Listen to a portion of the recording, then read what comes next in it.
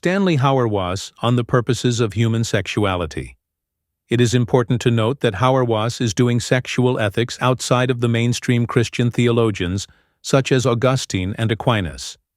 Therefore, his position and discussion must be understood as a reaction against the Western moral tradition. Having in mind these clarifications could help us to avoid misunderstanding him. Hauerwas is very critical of the Christian large tradition on this topic. He believes the tradition has failed when discussing human sexuality, sexual ethics, in a very broad sense, by clinging exclusively to natural law. This is something that the Church must correct if she wants to avoid confusion and ambiguities, while remaining relevant to current society. One of the starting points in Hauerwas's thought on human sexuality is that there is indeed a differentiation between male and female, or the sexes. Such a differentiation is a product of the creational order. God created humanity in both male and female. The goodness of sexuality then makes Hauerwas to depart from the Christian large tradition that has understood human sexuality in negative terms, influenced mainly by Augustine. Hauerwas asserts that human sexuality is a fundamental aspect of the human beings, and this should not be something that causes us concern. In addition, human beings were not only created sexual beings. Their sexuality is also an important aspect of what means to be human. Besides establishing the goodness of sexuality, Hauerwas also thinks the creation of human beings as male and female is connected with a particular end or general purpose. Even that primary end has been interpreted in different ways within Christianity. In Hauerwas's thought, the fact there exists differentiation among the sexes is that this fact must be connected to the process of procreation, although it is not always possible to reach this goal in every union. He explains this exception in the sense that although every particular marriage might not procreate children, the idea of marriage as an institution does have such a purpose. Interesting to highlight here is how Hauerwas agrees with the tradition that has seen a primary goal in the creation of both the male and female as sexual beings. Despite his lack of comments on roles of each sex, Hauerwas seems to assume, at least, the existence of these.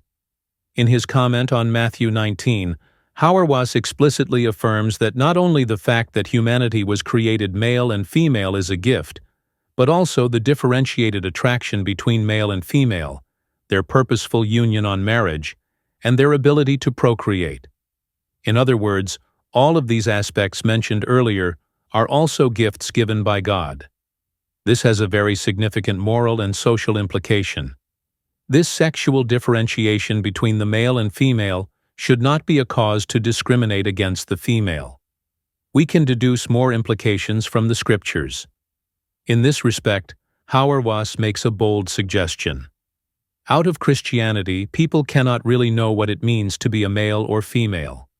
According to this belief, Hauerwas thinks divine revelation constitutes the source to learn more about the sexes.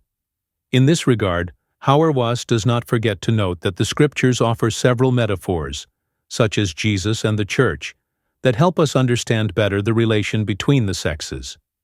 Hauerwas's emphasis on revelation as the source of Christian sexual ethics allows him to find support for a reformulation of such ethics, including the reformulation of Christian marriage as a divine calling and not as a necessity.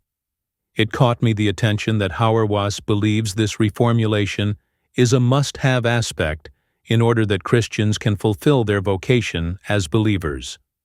One might observe that by emphasizing his proposal regarding Christian sexual ethics, Hauerwas focuses on the Church as one of the fundamental communities or groups within our society, but not the only one. His sexual ethics suggestions are only applied to Christians. Under this framework, the definition of sexuality, the roles of the male and female, and their impact on society must all interpreted under the lens of scriptures and church institutions. For Hauerwas, this is a good way to go, considering the privatization of sexuality in our culture. Regarding the significance of sexuality for theological anthropology, it must be noticed that Hauerwas does not indicate that procreation is the only purpose of human sexuality, but a fundamental one. In his reasoning, the fact that procreation is the fundamental of one of the primary purposes of human sexuality does not prevent other social or moral purposes,